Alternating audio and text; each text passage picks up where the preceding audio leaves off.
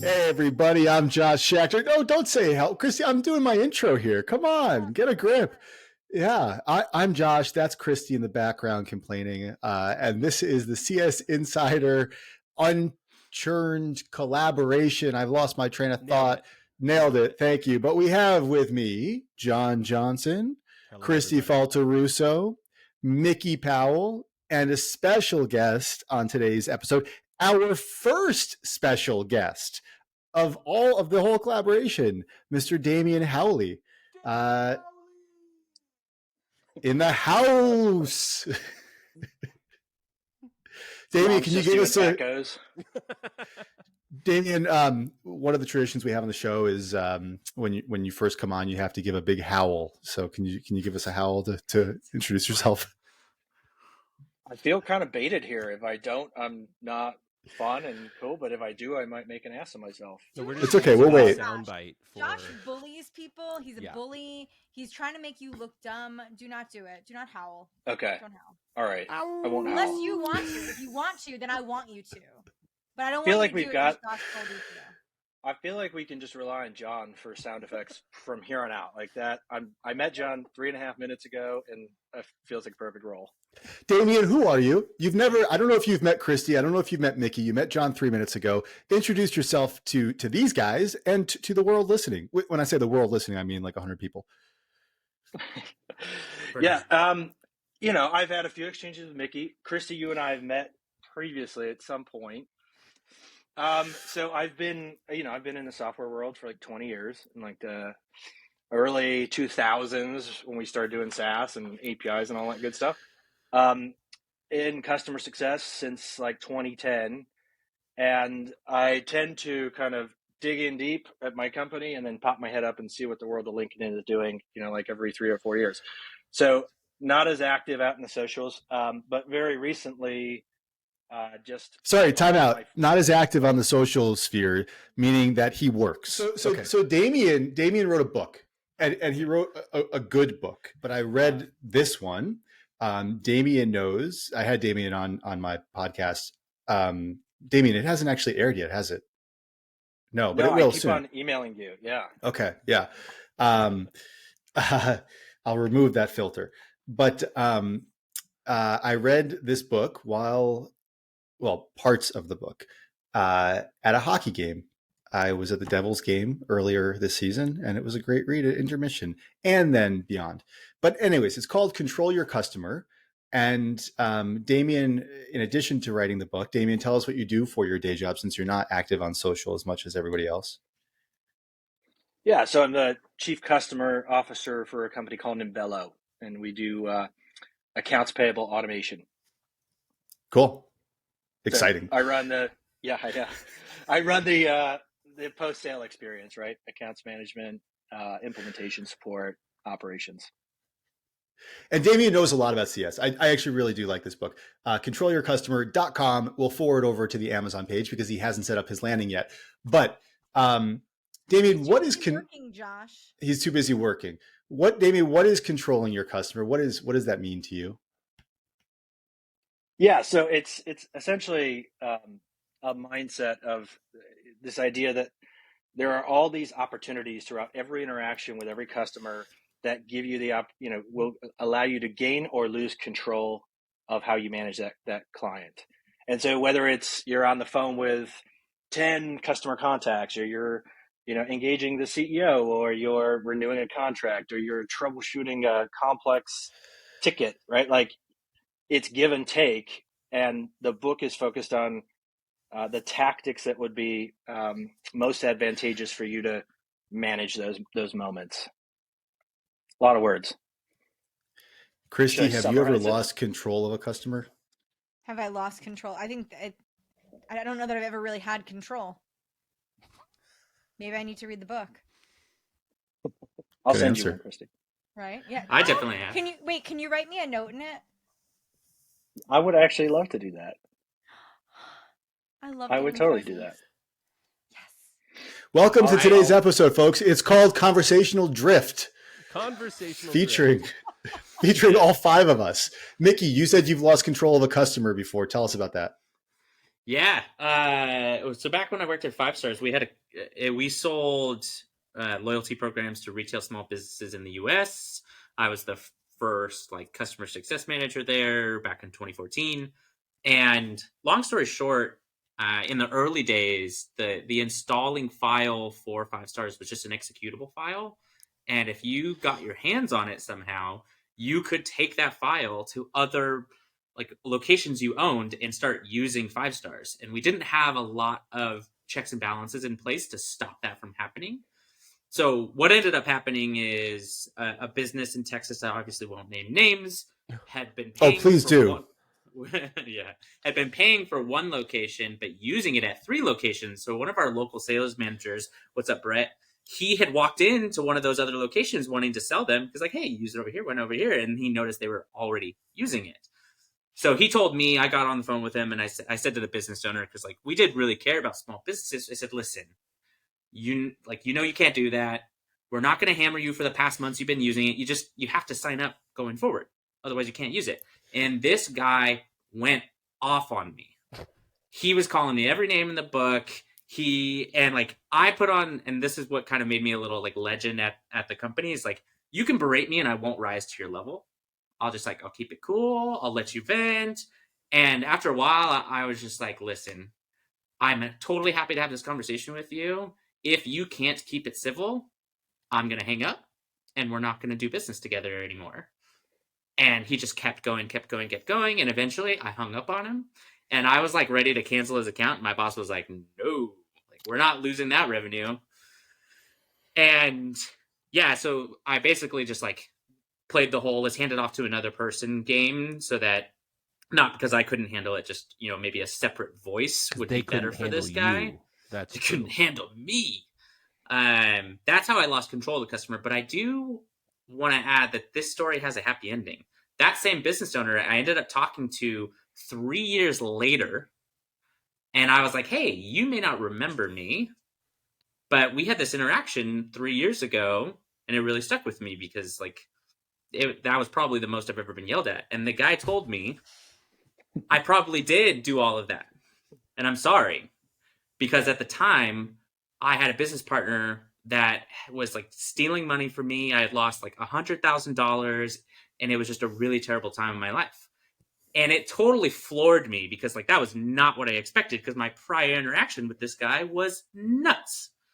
And I have used that story many times in my career to communicate to people of like how to keep control and stay cool under pressure, but also you don't know what's going on in that person's life, and them yelling at you is probably nothing to do with you.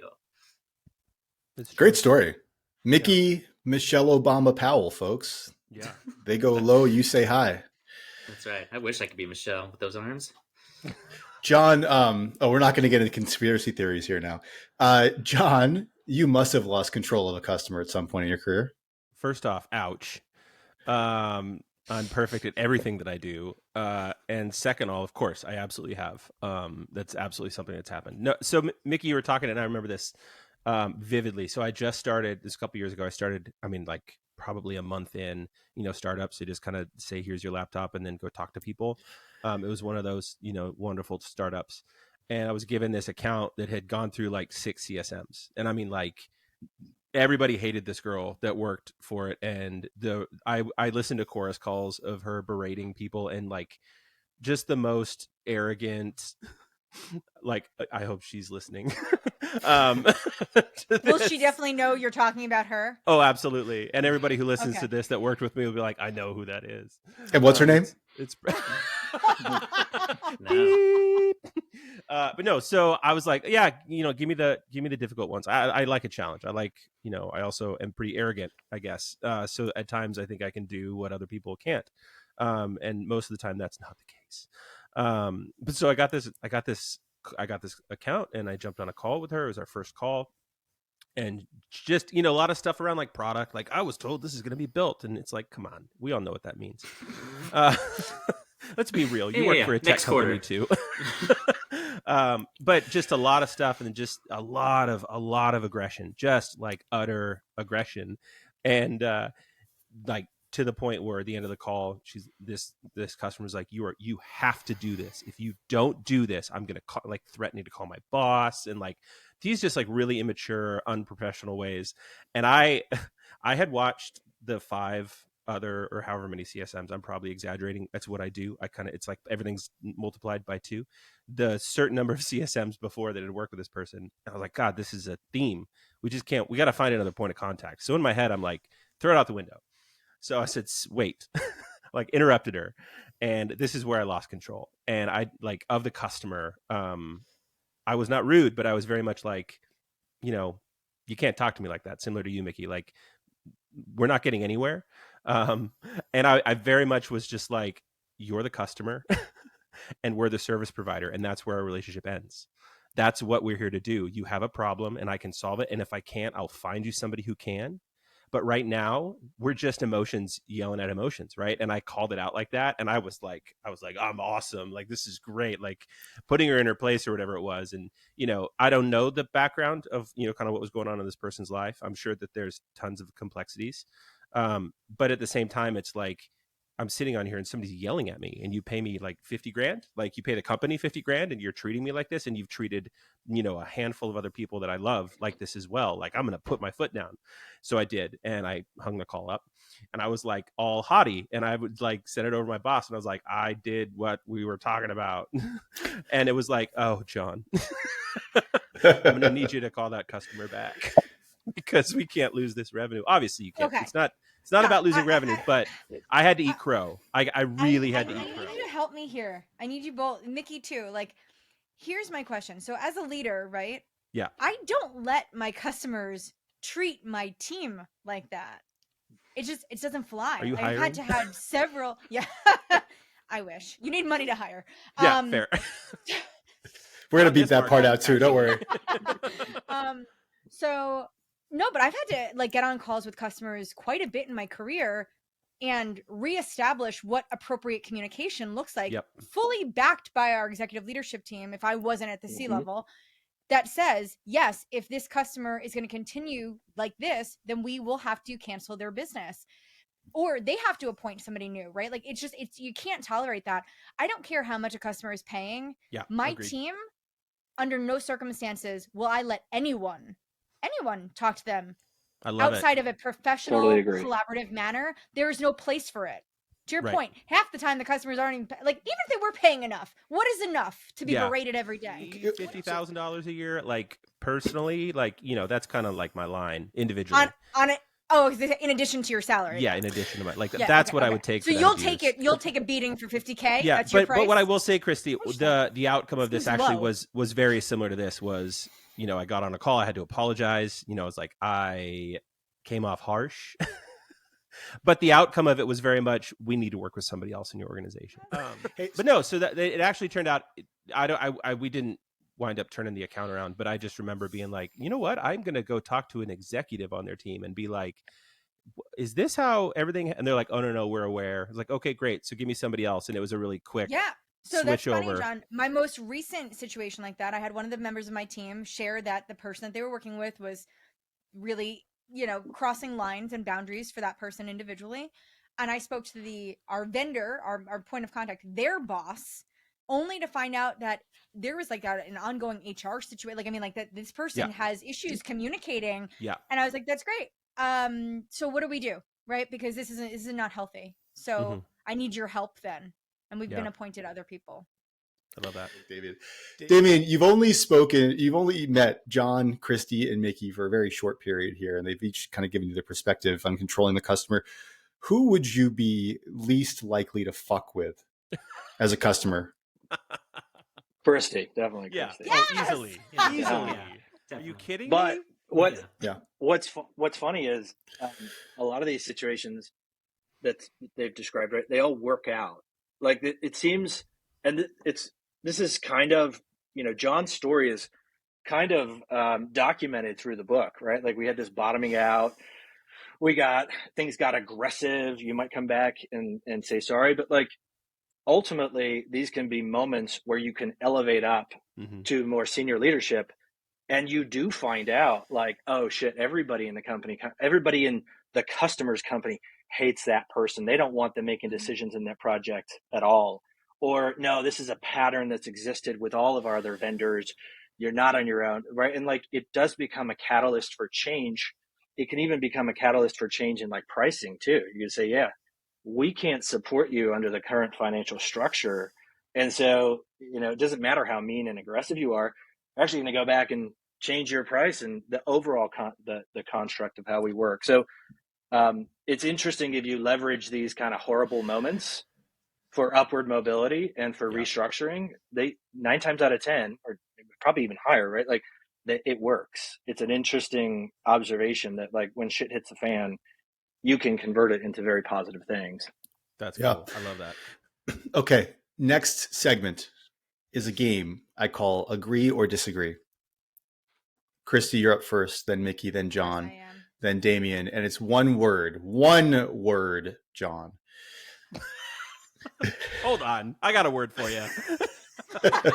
I think it's two. Yeah, it's 2 words.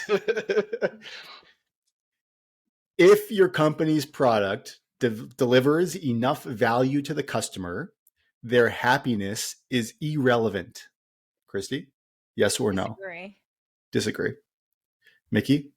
Disagree. John? Disagree. Damien? Totally agree. All right, Damien, what gives? Well, you picked on this line last time we were on the show. So I feel like you've probably built up an arsenal of attacks now on this one. But, as I feel like this is, modern media, right? You've taken out the extra 3 sentences that follow that line and the preceding 2 sentences. Selective editing. Where I very clearly say, hey, take a step back. I'm not an irrational asshole. Like, I do care about the customer's happiness. I just so profoundly believe that value will outperform happiness, right? Like if you have a product that is intrinsic to one of your customers and it's delivering to their objectives and they're adopting and driving, that they can actually be less happy with you and still kick ass. So wait, can I? Oh, okay, sorry. No, John, no, you go please, first. Kristi. Josh already gave me the sign. Oh, I'm sorry. Okay. Okay. So quick. I don't like happiness. Yeah. No, as like the word we're talking about here. Like I think I care about the experience they're having, and I want it to be a positive experience. Yep. But I can't control if Mary is happy one day. Like to the point of all of the stories that we've just shared, you don't know what people are going through. So I think happiness is the wrong barometer. And I would throw happiness out the window because I don't give a shit if you're happy. I do want you to have a positive experience, though. Yeah. And more importantly, Damien, to your point, I do care that at the end of the day, the value does trump the experience. But I'm not going to say ever, I don't know that I can actually sit in the seat that I do. And in a public forum say that I don't care about the experience my customers have. But I do care more about the value. But I do want them to have a positive experience. Happiness is dumb. I hope my challenge as well. And it's a false indicator too of the experience, right? Because it fluctuates, and some people are super happy, but there's problems, and some people are miserable and there are no problems, right? Like it's a false indicator. Sorry, Josh. Now you've put me in the defensive position, so I'm just going to keep defending. This is what the show is all about. No, but it's good. You putting people in defensive positions. Just constantly, just fight everybody. We're not going to have any more guests after this. Yep, one and done. I just don't know how to quantify any KPI like a customer's happiness. Like you can't. Yeah. I love metrics. I love things that are quantifiable, whether it's a NPS or whether it's a product experience score, whatever it is. Like some of my best customers never get on the phone with me. They never respond to emails. They never, because they're enabled, they're supported, they're quote unquote happy. But when I get them on a call, they're pissed because they're busy and they don't want to take time with me. So how am I supposed to know if they're quote unquote happy with my product? They give me 10s on the NPS and ratings and all this kind of stuff, right? But at the same time, they renew and grow year over year. That's the marker for me. Like, I don't care if they think that I'm peachy or love my karaoke or think that I make a great mac and cheese. It has nothing to do with it. It's purely like coming down to the value. Like You can't track happiness, so you cannot add that to the equation. I make really good mac and cheese too, by the way. I want all of those experiences. I would love you to sing me karaoke while making me mac and cheese. Like I would be happy. That's the Blue At the Plate same special, time. man. Let me tell you what. I mean, like I'm waiting. I'll die happy when that happens. Right. Okay. Pulse. But the Yeah. the absolute best relationships I've ever had, though, have been on the heels of exceptional value. Yeah, agreed. But not preceding. You can't go in and try to develop an exceptional relationship before you've succeeded. You have to succeed, and then that's where I've had these deep, long, lingering conversations with customers where I know everything about them and their lives, and those all come after we've done our job in delivering and implementing and driving change in their business. Yeah. So Damien, you're saying that day one you're not their trusted advisor? Is that what you're saying? I think that's what you're saying, but I want you to say it if that's what okay. It's profound, but yes, I think that yeah. So day one, we all agree that day one you're not the trusted advisor. That's shocking. Yeah. Can we got that on the day record one? here. I'm not going in swinging, trying to like make friendships. I'm trying to Right. deliver value. Before we jump onto the next one, because I know we got a couple things that Josh wants to talk about. Damien, I want your opinion on this too. Kind of following these themes, while we are supporting software and solutions when it comes down to it, I think one of the things that happens as early CSMs is forgetting the value that you as a person bring to this equation. And I think the CSMs, not just for adoption and enablement, all these like tasks that we do, this relationship, this symbiotic, what you want to call them, a trusted advisor, whatever term you want to use, if they are marrying that value to the software and the experience that they have and the support from a CSM that understands strategy, that understands business cases, if you remove that CSM, I think you start removing a good portion of that value. Would you agree with that?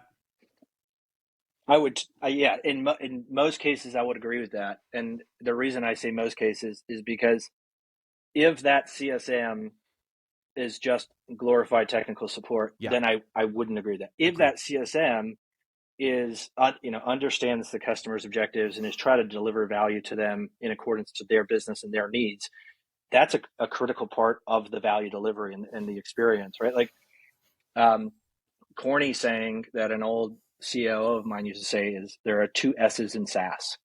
There's software and service. And if you forget the second one, then you're just a piece of software, Yeah. Sorry, agree or disagree? Since we're playing that game. Oh shit, yeah. Agree. I was just thinking of ways to rearrange that so that it's like if you move the S, then you're just an ass. But anyways, next game, Marcus Wrench writes an article that's going to be featured in this week's Insider about 6 bad habits that cost CSMs a fortune. And I put this list in the chat for you guys. But the first one here is resolving customer support tickets. Number 2 is skipping discoveries. Number 3 is avoiding customer conversations. Number 4 is not tracking customer outcomes. Number 5 is re-engaging non-responsive customers. Mickey, stop clicking. And number 6 is fighting inevitable churn. Oh, man. So I want to know, I want you, again, 1 sentence response. Don't read me the number, read the thing. Let's go around. Which one do you guys think cost CSMs, the most fortune? Wait, are we? Damien, we'll start with you. I just figured out where the chat is, by the way. So now I'm reading the list. We're just like talking about you in here, Damien. Oh, are you guys talking shit in here? No. Yeah. Okay, good. Leave this Damien guy. No, that's what we do in our text thread, not in the chat. Yeah. Okay, keep it. Take it offline. I got a lot of friends who do that. That's okay. We all show our phones that Damien isn't a part of. So wait, let me just make sure I get the context. You're saying you're asking what? Which of these 6 things cost the most? Cost penalize CS teams the most? Which one? I would say number 4, not tracking customer outcomes. Okay, John. Yeah, I mean, honestly, everything else, I'm just going to call it everything else is bullshit on this list. Okay, Kristi is the one. I'm number 4. Mickey. I guess I have to say number 4. You don't, Mickey. Mickey, say what you want to say. You want to say number Well- 2, right? Or number 1? Well, I'm just like, you can't have customer outcomes if you skip discovery. there's That's a prerequisite there. So that's like a 2.A. Yeah, I agree in that, like, you need to get it and then you need to track it because your strategy needs to be informed by the customer outcomes. Like, I know I've followed Marcus for years, and he takes a very strong opinion on things, and I love him for that. But I also think that there's some misguided stuff when it comes down to revenue and what the value is of trying to fight for revenue, whether it's quote unquote good or bad. I'm gonna say something that's not a slight at Marcus. Unfortunately, when you're going out into any sort of social platform like Twitter or LinkedIn or what have you, it doesn't pay to be non-confrontational, Agreed. to be middle of the road, to be wishy-washy. And I'm, part of my job is to grow UpdateAI's brand. And guess what? I have to write more, I have to be more provocative because that's what gets people to respond. And then the algorithms and the datas and the stronger Wi-Fi signals, all of those things matter. Got it. Back to me. Yeah. Cool. Anybody else have opinions on this? I'm torn on number 6 as being a very costly because we maybe have not to define the most inevitable, costly, right? Like, you need to define inevitable, because I truly think that that's a much smaller, minute problem than what people would describe as inevitable churn. Yeah. So we're talking Thanos, or are we talking Yeah. I I am Iron Man. Number 6, by the way, is fighting inevitable churn for those that don't have the chat handily in front of them. This is a podcast, guys. I feel it depends on the organization and what the priorities are or what the internal values are, but you can find an absolute asinine amount of time spent on trying to save inevitable churn, and it's never inevitable, right? But it does become inevitable. And what the execs' priorities are, and I've worked at companies where they think that no churn whatsoever under any circumstance will we never churn, and you're could be 1,000 hours into something with your product team, and it's a beast. I have a foolproof method to get zero churn. You all want to know it? There's actually 2 methods. Don't start a business. Yeah, don't have customers. Yeah. And don't let them cancel. Yeah. Zero churn. Contracts. No, just don't listen to them. They're like, I don't want to pay. You're like, no, that's not an option. You get to just pay us in perpetuity. Shai Ritblatt wrote a post this past week, also being featured on CS Insider, about the 10 reasons why customer success should own revenue. I'm not going to list all those out, but I want to know from each of you one reason why CS should own revenue. Mickey? Own revenue? Like all of revenue? Define Or it like as you they should- like.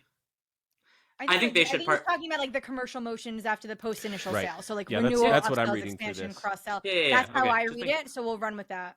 Yeah, okay. I'm just making sure. Because after the sale, nobody knows more about the customer's desired outcomes and objectives and how your product is going to help them reach that than you. So they should be the focal point of those conversations and driving expansion.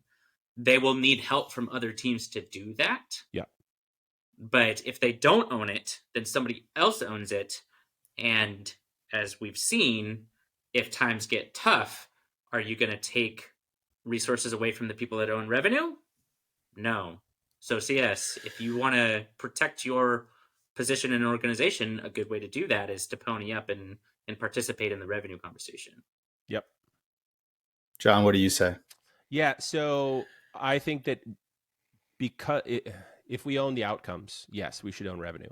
If we're tracked on growth, NRR, any of that kind of stuff, we should absolutely have a piece of the pie. I think we do a majority of the work when it comes to owned revenue growth and expansion. That's not net new, right? So that's going to be sales. But everything that's kind of like midterm upon renewal, we absolutely need to be invested in and paid out on. And I want to be tracked on that. And I want CSQLs, and I want all of these things to kind of validate the existence of my role. Because I think, to Mickey's point, you're right. I think we get devalued when it comes to if you're just here for health and NPS or whatever else it is. I know Shai mentions that in some of the comments, but we do so much more than that, and it needs to have dollars on the table. Kristi? I mean, I think Mickey said it. I think we're the most qualified. We know the most about the customer. We understand what they're trying to solve for, how our product does that. We're closest to the relationships for the most part. So I think unless you have an account team, because it's a large customer or there's some other, structure, then I don't think that there's any reason why customer success shouldn't own it. So I'll give you it depends on what your model looks like. But if your customer success, if your account team model is primarily just your CSM, give them the revenue. Anita Toth, this past week, wrote a post, and Mickey, this was in honor of your post. She was responding to you. You're inspiring people. You are. You actually are, yeah. So, and her question was, will AI kill off Net Promoter Score? And yeah, it was a good one. And she goes on to cite some drawbacks of NPS and some ways that ChatGPT will augment NPS. And given that she was paraphrasing the one and only Michelle Obama Powell, why don't you tell us, Mickey, what's this all about? Yeah, I've had a problem with NPS for a long time. I think we've discussed it here on this before. I've discussed it in other forums. And the conversations that happened on LinkedIn about this were really good. And here's my takeaways. We are misusing NPS. It's been bastardized from what it was originally envisioned as. And I think it's a symptom of some of the problems we've talked about on this show, which is, how do we tell that we're going in the right direction with our customer base, with all of our processes, all of our features, all those things? We as humans, we need simplicity to understand like trends and causal relationships. NPS takes all like a million different inputs and boils it up to a number. And then we go, now I understand. We're moving in the right direction. That's the simple way of saying that there's a ton of different drawbacks. And before I get into what I think ChatGPT will help, that's what I see as one of the big problems with NPS. My problem with NPS, so as you guys I think know, is I've come up through product management. And as a product manager, I always had this love-hate relationship with NPS. It's a really nice distilled metric that is universally shared and interpretable, and that's great. And you can cite, okay, well, Apple's NPS is this, and so that's the gold standard versus this, and here we are, right? So that's the nice part about it. But the part that I always just didn't sit easy with me is you can so easily manipulate your NPS score by sending it out at certain moments, or it's like, when do you send out asking for your survey? How do you go about doing it? Is it on email? Is it a pop-up on the screen? Is it asked in person? So who, right? So it's it's just the wild, wild west. And then at the end of the day, does it actually mean anything if you can game it in all those different ways? Kristi? Listen, the number is garbage, and that I will stand behind. I don't use NPS in the traditional sense. I think it's dumb. I think it's when you hold people accountable for it, I think it's ridiculous. What I do like about NPS, though, I do think it's a good mechanism for collecting feedback. And I love feedback. And I will use a ton of different ways to collect it. To me, that's what I think about it as. It's a mechanism for me to learn more and have a point of reference to intervene in the partnership, to go learn more, right? Learn more about what my customers love, learn more about what they hate, learn why they're not filling out the survey. So for me, it's a mechanism to feedback, but it's not more than that. Right? I don't sit here touting the score. We don't gamify it. I don't try to only send it when my customers are having good experiences or bad experiences. It goes out when it goes out. I use the feedback. I follow up with every single customer who takes a moment to give the feedback. My CEO, Dave Blake, and I, we divide and conquer. We go through every single one. And I have conversations. And I'm telling you, some of the best discussions, good and bad, that I've had with my customers have come out of that mechanism. But I don't look at the score. I don't rate my CSMs on it. I don't care. I just want an opportunity to engage. And because it's a standard that a lot of our customers understand, right? They want my feedback. They will give feedback when I ask it through a channel and a mechanism that they know, that they understand. So that's why I like it. But That's a good I point. don't care. Right? Yeah. Like, but I do think that AI will change what you do with it. Like I said to Mickey in the thread, also I commented there, we took all the data and threw it into ChatGPT. And guess what? We got to see, here's the 5 things that all of our promoters said, like the 5 themes, and then here's the 5 themes from our detractors. Guess what? Then we packaged that up and we sent it out to our customers and we said, thanks for sharing your feedback. Here's what we learned. Here's the things you love about us. Here's the things you wish we would improve. We're going to get started. Bye. Like, love that. I love it. Yeah. Okay. I'm such a hero. Wow. And just to clarify, well, Kristi, I love everything you just said there. But just to clarify for the audience, when Kristi says she loves feedback, she loves giving feedback. Yes. Yeah. Yeah. It's one-sided conversation. I don't give feedback nearly enough. Let's just be clear. I think I should be giving a little bit more. Yeah, you live in Long Island. You know how to give feedback. Oh, I love my bagel guy though. I tell him all the time. Damien, do you guys use NPS? We do, yes. My general feedback is similar to Kristi's, right? Like, as a general, like, aggregating a number and incorporating into your business for comp is absolutely just abusive. Yeah. Like it's unfair. I mean, it's just the wrong metric. Do we get, who did the sound effect, by the way? Josh. Okay, cool. But I've very recently been involved in more of a heavier NPS survey that's crossed with product market fit. And then we've kind of cataloged that against our different level of contacts and industries, and it's been profoundly revealing from a product and like a roadmap and like even a market positioning standpoint. So NPS cross-pollinated with other metrics and other analysis I found to be extremely useful, but in isolation, I just feel like it's that day's temperature. Yeah, I love that. I also think, just, no offense to any of the software guys here, but like, I'm not sitting here talking to my buddy about Salesforce at the bar. Like this idea, like, are you going to recommend this to somebody else? Like that doesn't really happen with individual contributors. Like when we're talking about like IC to IC, like it's just it's poorly phrased, it's poorly worded, and then it's applied in a way that actually has no inference to the original question that you asked, where it's like, because I literally just pulled up our NPS dashboard on Pendo to look at some of it, and it's like, the detractor's like, well, I wish you would have done this, and like, okay, I reach out to them and I say, if we did this, would you give us a 10, or would you tell somebody about us? It's like, well, no, like, I just wish you would do this. Like, there's just no logic there, right? So I think surveys are great, and I live in the world of like quantitative type feedback, which is smaller sample base but higher quality, versus qualitative. NPS is a qualitative approach, and I don't really see people taking a really intelligent approach to packaging a large scale of qualitative data when it comes to their customers' individual feedback to tell a quantitative story of, this is what we as a company are doing well. And Kristi, you gave an example of like, everybody needs to fucking do that. Like that's a great output of saying, do you agree? Like, I'm going to get this information, I'm going to send it to everybody and be like, yeah, do you agree with this? Here's a conversation starter, right? And then you have follow up, and I know your team's great, so they're, kind of moving forward with that. But I love that approach, and it's something that I'm like taking a note on so that I can reach out to my 402 NPS response.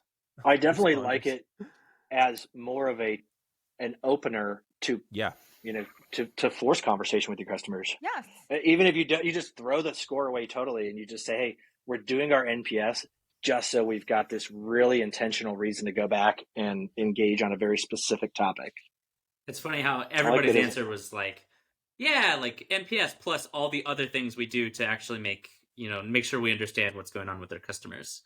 And I think that was kind of the spirit of my post and Anita's follow-up, is like, there's like talking to our customers, understanding them. Those are all critical things. NPS has just been kind of bastardized. So if you're using it in isolation, it's worthless. Yeah. If you do all of the things that you all just described, it starts to become a part of a much broader contextual picture. And that's what I think ChatGPT is going to accelerate, unlike any of us are really ready for. And Kristi already kind of described some of the ways that we're going to use it. Yeah, but I will say that score, that number itself, meaningless. Like, has no interest in it. It's the interaction with the customer. So, what I would love to see, I want to get rid of that 0 through 10. Like, it's like we want sentiment analysis. Like, if we're giving them an option, we might as well get something that we can use from that and have a text input no matter what, instead of rate us on a scale of 1 to 10. Like, what is this, hotornot.com? Like, we've all been there. So, All right, guys. I'm going to Go tell ahead, you one Nick. quick anecdote about NPS to show how it can be abused. Before I worked in tech, I worked for a major telecom. I won't name names. If you, as a retail associate, which I worked in retail, if you got a detractor NPS, you had to get on a weekly call and explain to everybody in the region what you learned from that NPS. And Terrible. It was your boss and your boss's boss and their boss and their boss, which was one step below the CEO of this telecom. And it is a multi-billion-dollar telecom. And when that everybody's happened to looking me, at his LinkedIn right now saying, I know, oh, yeah, right? that makes sense. Well, I mean, it's also just like a poor use of time and resources. Yeah. Shame. I will say this, when that happened to me, and I had been the rep of the year, the prior year, I was like, I think it's time for me to not work for this company anymore. And I was gone within 6 weeks because I'm like, if this is how you treat your employees, I don't want to work here. And that's actually part of the reason I found my way into tech. Yeah, I mean, as the kids would say, that's cringe. That's word. It's giving cringe. Word to your, giving cringe. You know what? Word to your mother. I don't think you can give cringe. I think it's just cringe. It's cringe. Yeah. I think the other thing is can give, but not cringe. It's so. All right, not guys. Fetch, not All right, the principal fetch. wants to interrupt us. We're calling it. We're calling it. Should we do this again in 2 weeks? What do you think? I think we have a special guest, don't we? Well, we may. Damien, by the end of the episode, most people funnel out. It's kind of like an onboarding funnel. So why don't you sign us out with a big howl? Oh.